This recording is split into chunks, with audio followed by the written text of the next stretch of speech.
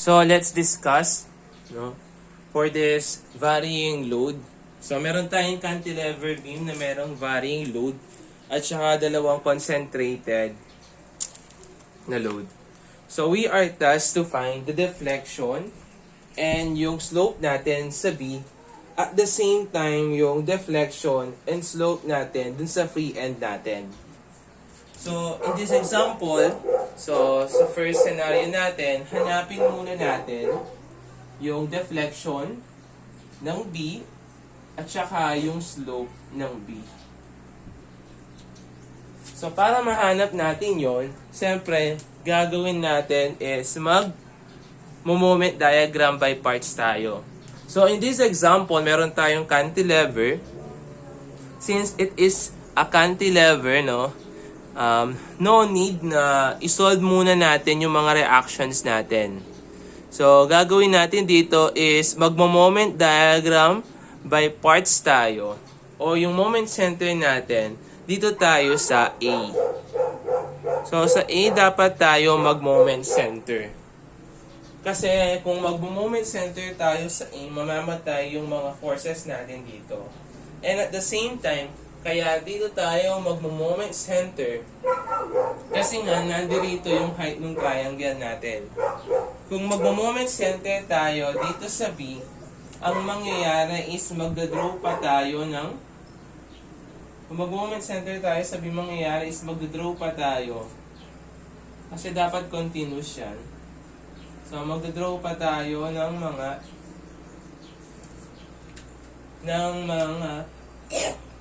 loadings. So in this example, mag-draw pa tayo ng triangular load na pababa, tapos triangular load na upward.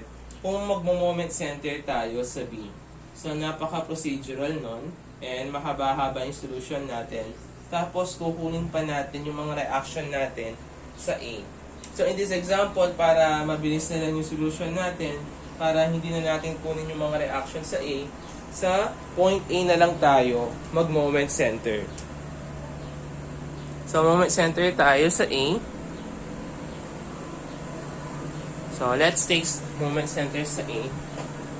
So, kung mag-moment center tayo sa A, so, unahin muna natin is etong varying load natin. Since it is downward, di ba? Moment lang tayo. 1/2 times 12 times 3, di ba? Multiply natin yung distance niyan, which is 1/3 of 3. So, makukuha na natin yung value ng moment natin dyan with respect sa A. So, that will become negative 18 over EI. So, ulitin lang natin ha. I-moment natin itong triangular load na to with respect to A. So, that will become 1/2 multiplied by the height na 12 times yung 3 times yung 1/3 of 3. So, that will become 18. So, 36, diba? 36 divided by 2, that will become 18 na pababa. So, next naman is, kukunin naman natin is etong sa C naman, i-moment natin siya with respect to A. So, since it is a concentrated load, since concentrated yung load natin pababa, so meaning to say, negative yung moment natin dyan. So, that will become 15 times the moment arm of 4. So, we will have negative 60 EI.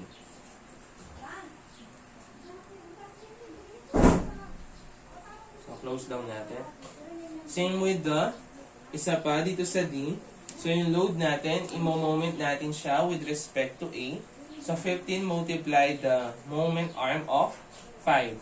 So that will become 75. So magne-negative siya kasi nga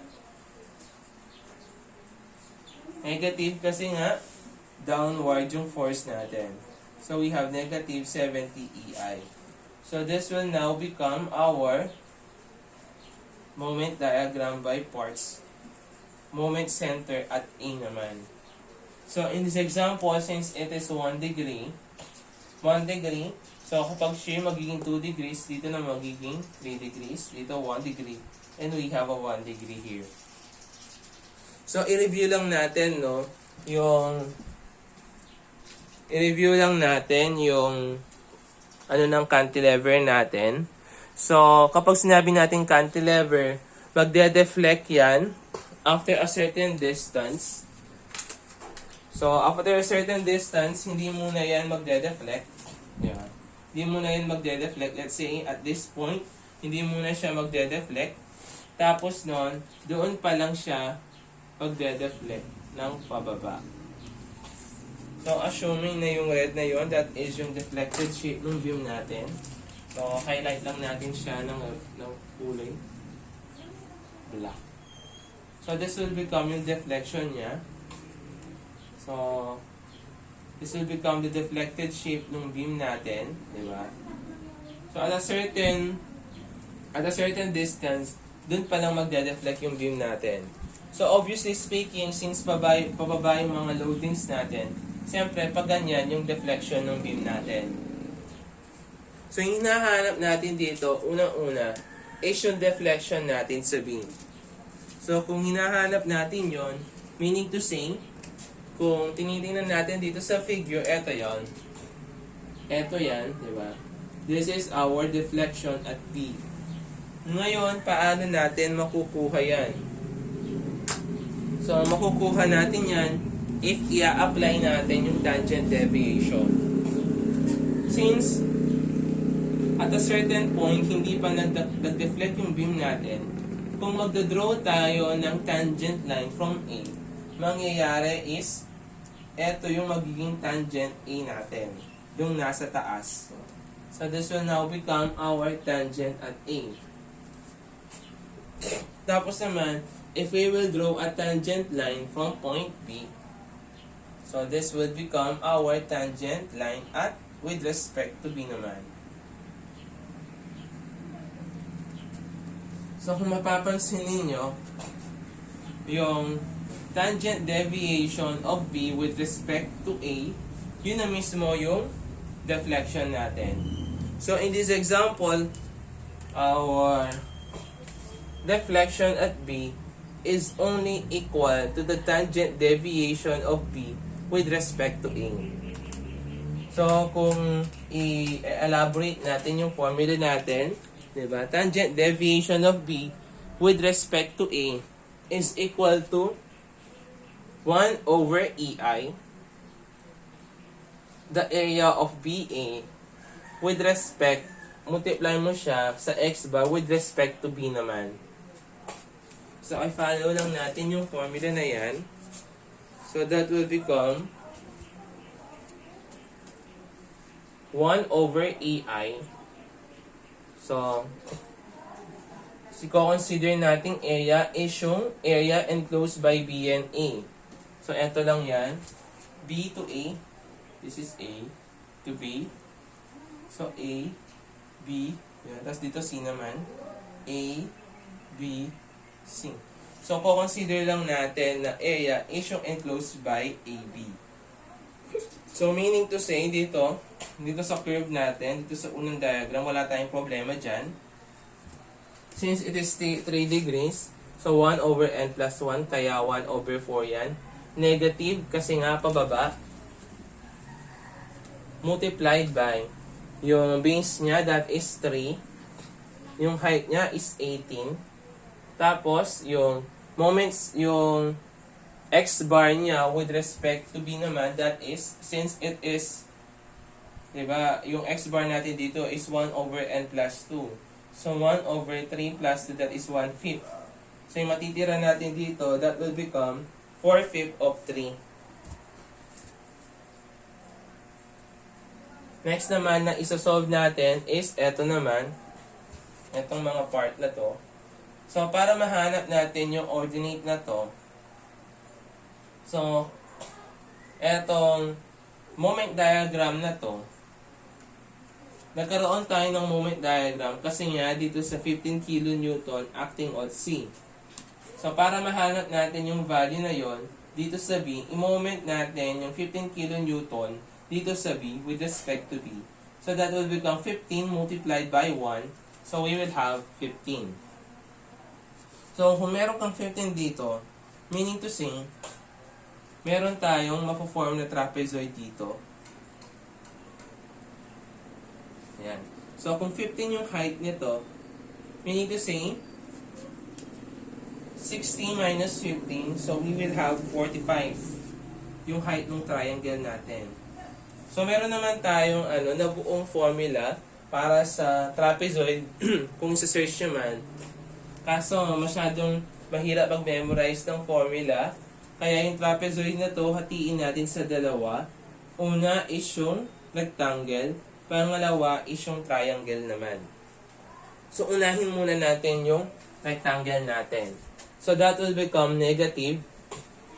So yung base niya, that will become 3 multiplied by the height na 15 multiplied by yung kalahati ng 3 natin, which is equal to 1.5. Next is minus, sunod natin yung triangle, 1/2, yung base niya is 3, the height is 45. Since nandito yung x bar natin with respect to b, so mangyayari 1/3, diba? Tapos dito naman 2/3 naman siya. So that will become 2/3 of 3. Minus, eto naman, susunod naman tayo dito sa moment diagram caused by 15 kN, di ba? So, para mahanap natin yung ordinate natin located at B, so mangyayari is imo-moment natin yung 15 kN dito sa B. So, we have a moment arm of 2. 15 times 2, we will have 30. So, etong moment diagram by parts natin, bounded by A and B. So, this is a trapezoid. So, meaning to say, paghahatiin natin yan. So, you will have a rectangle and a triangle. So, yung height nito is 30. So, meaning to say, para mahanap natin yung height ng triangle natin, 30 minus 70 or 70 minus 30. This is not 70 pala, this is 75, no? So 30 minus 75, you will have negative 45. So this will become 45, negative 45. So kung anuhin natin dito sa problem natin, unahin muna natin yung trapezoid natin. So you will have yung base niya, that is 3, multiplied by the height of 30. Tapos yung moment arm niya, which is equal to 1.5. Minus yung triangle natin. So we have 1/2. We have a base of 3. Yung height ng triangle natin, that is 45. And then, since yung moment arm niya nandirito, so that will become 2/3 of 3.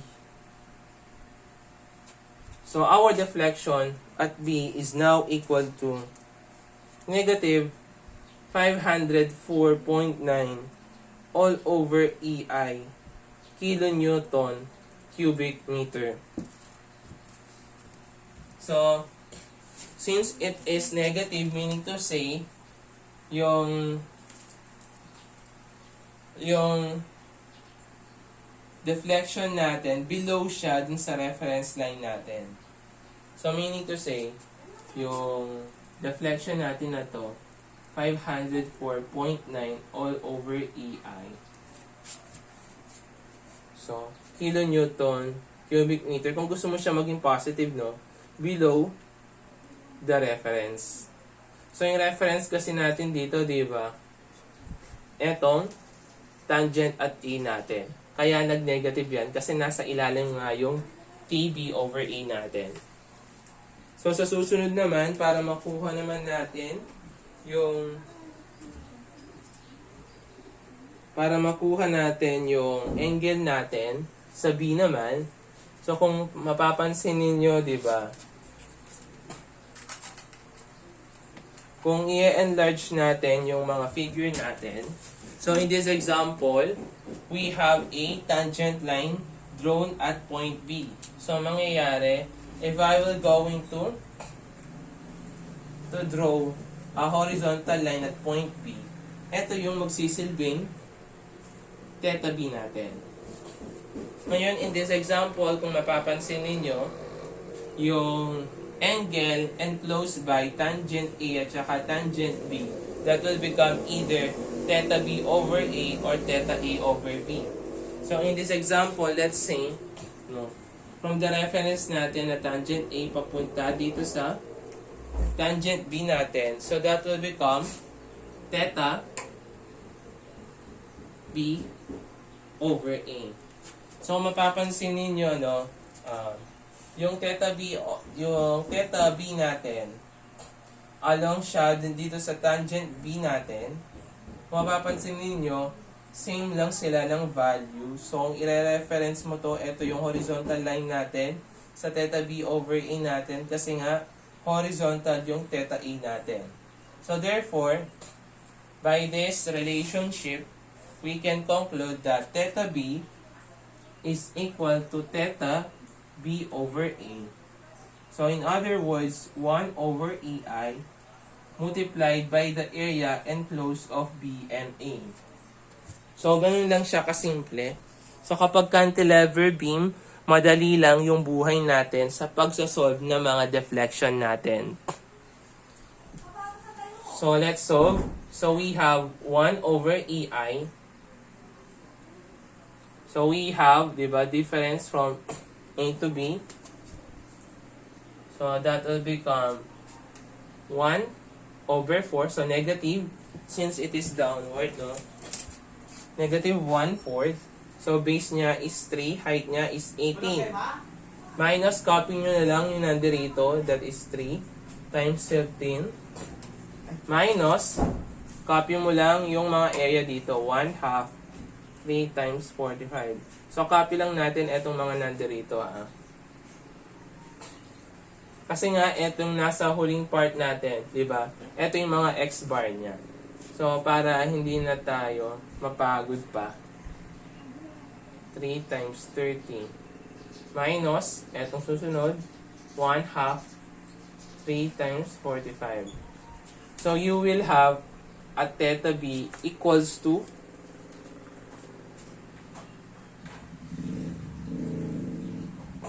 negative 283.5 EI kilonewton meter squared. So, kung gusto niyo naman siyang mag-positive, di ba? Meron din naman tayong procedure dyan. So, para ma-positive natin yan, edi gawin mo positive over EI, kilonewton meter squared. Tapos, indicate mo yung rotation niya. So, kung mapapansin niyo, di ba? Yung rotation ng theta B over A natin, that is clockwise. Ayan. So, ayan. Kapag clockwise kasi, di ba? Yung tendency clockwise dito sa theory 2 kapag clockwise, that is negative yung value natin. Para ma-positive mo siya, just indicate the direction. So next naman, we are tasked to find the slope and deflection at free end. So kapag sinabi natin free end, ito yung nasa dulo natin. So in this example, yung free end natin is yung point D. So we are tasked to find yung slope and deflection at D. So, yung deflection natin dito sa D, kapag cantilever tayo, dito sa dulo, that will become our maximum deflection. So, in this example, hanapin natin yung maximum deflection natin, which is etong deflection at free end. So, same lang naman ng principle, hinahanap natin dito is yung deflection natin sa D. So, eto yung deflection natin sa D. Eto yung difference, diba, ng point ng D natin with respect dun sa A naman natin. So, kung i-draw natin yan, diba, kung i-draw natin siya, so, we will draw Sabihin na, we will draw a tangent, di ba? Tangent deviation, tangent line, drawn at point D. So, assuming dito yung point D natin, mag-draw tayo ng tangent line. So, kapag nag-draw tayo ng tangent line, mag-draw muna tayo ng tangent line na magta-touch siya dito sa point D para mahanap natin yung tangent, yung location ng tangent deviation natin, pating mga angles natin. So, yan, nire-draw lang natin, no? So, assuming, no, since ito yung tangent at A natin, so, mangyayari, if I will draw a certain tangent here, diba? Located dito sa point D natin. So, mag-draw tayo dyan ng tangent line. So, let's draw a tangent line na magta-touch sa point D natin. So, this will become our tangent D natin. So, kung mapapansin ninyo, yung point natin dito, yung point natin along the deflected curve, deflected beam, to the tangent line natin, ito yung tinatawag nating deflection at D. Or, same lang tayo dun sa kanina, ito yung tangent deviation of D with respect to A naman. So, let's solve now for the deflection at D. So, hanapin natin yung deflection natin sa D. So, deflection at D is equal to the tangent deviation of D with respect to A. So, 1 over EI. So, yung area natin bounded by TA. So, yung X bar natin with reference to D naman. So, you have 1 over EI. So, D to A. So, meaning to say, sa kalaw niya lahat. Diba? So, wala na tayong poproblemahin. So, hindi na natin i-divide yung trapezoid kasi nga, from B to A na. So, kabuuan na yung i-consider natin sa mga diagrams natin. So, unahin muna natin etong 3 degree. So, that will become 1/4 multiplied by yung base niya na 3 multiplied by etong height niya na 18. Ngayon, yung moment arm na lang yan. So, the moment arm niya with respect to D, no? Ito yan. So we have 2 here. So, yung distance niya, nabura. So, 3, 1. Tapos, ito meron tayong 1. So, you will have 2 here. 2 plus yung, since nandito yung X bar niya, that is 1 over N plus 2. That will become 1/5. So, this will become 4/5. 4/5 of 3. Minus 1/2 of 4 multiplied by yung height niya, which is equal to 60 times yung moment arm. So, meron tayong 1 dito plus 2/3 of 4 minus dito, this will minus 1/2. So, you will have a distance, diba, na 5 multiplied by the height na equal siya sa 75 times yung 2/3 of 5. So, you will have a deflection at D which is equal to negative 1124.4 over EI kilonewton cubic meter. So, next naman na kukunin natin is yung slope natin located at D naman. So, paano natin kukunin yon? Same principle lang tayo. So, lagi natin kino-consider sa pagkuha ng mga slope natin, lagi natin i-reference sa mga tangent. So, in this example, assuming, no, magda-draw tayo ng horizontal line dito, diba? With respect dito sa point D natin, at saka dito sa tangent line natin, drawn at D. So, meaning to say, that will become our theta D natin. So, since it is a cantilever, diba, yung tangent A, drawn at A natin, or drawn at the support natin, nag-coincide siya dun sa beam natin. So, meaning to say, diba, kung titingnan mo sa figure, yung bounded niya, bounded ng theta d with respect to A natin. Kung mapapansin ninyo, so baliktad, hindi pala ganun yan. Ayan. So mapapansin ninyo, di ba? Etong na-enclose na angle between tangent A and tangent D, that is also equal dun sa tangent D natin. So, not tangent, slope pala. So, our slope at D is equal siya sa yung slope natin of D with respect to A.